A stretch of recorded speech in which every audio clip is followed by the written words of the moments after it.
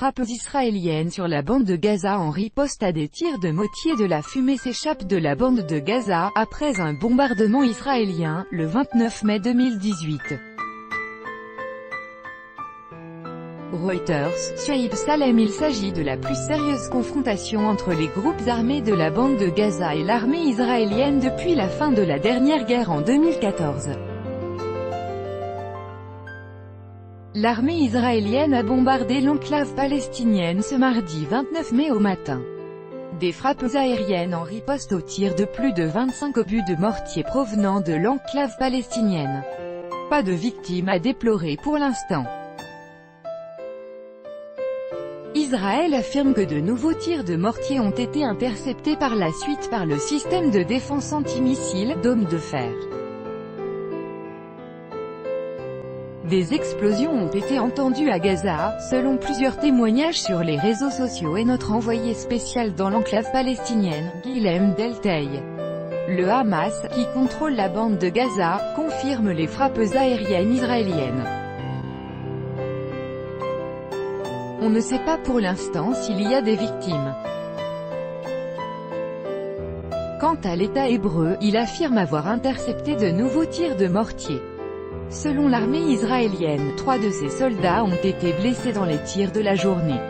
Aucun bilan n'a été communiqué du côté palestinien. Tout au long de l'après-midi ce 29 mai, la radio Al-Quds, affiliée au djihad islamique, a égrené les cibles touchées par l'armée israélienne.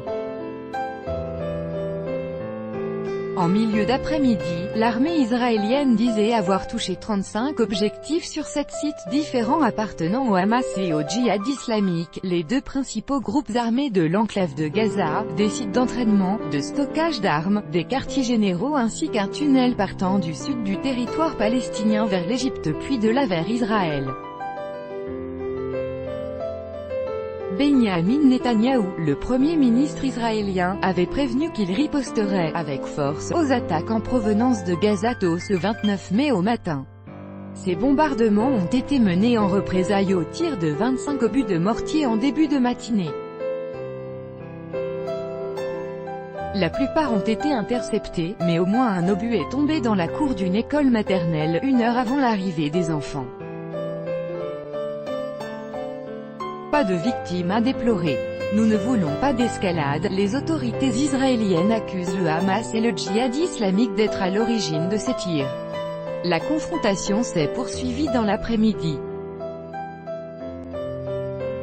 D'autres obus ont été lancés depuis la bande de Gaza. Les sirènes ont à nouveau retenti dans le sud d'Israël, forçant les habitants à se réfugier dans des abris. Nous ne voulons pas d'escalade, nous pouvons facilement contrôler cette situation, assure le porte-parole du djihad islamique, lequel impute la responsabilité de cette confrontation à l'armée israélienne qui a tué plus d'une centaine de Palestiniens ces 2 derniers mois. Mais entre les bulletins d'information, la radio Al-Quds diffuse des chants patriotiques appelant à la résistance contre Israël. Cette montée de tension arrive dans un contexte particulier. Les Palestiniens de Gaza ont lancé le 30 mars dernier une série de manifestations contre la barrière de séparation avec Israël. La fameuse « marche du retour » a été réprimée dans la violence par les Israéliens, avec plus d'une centaine de morts, dont 60 en une seule journée, le 14 mai. Depuis, les tensions sont restées très vives entre les deux camps.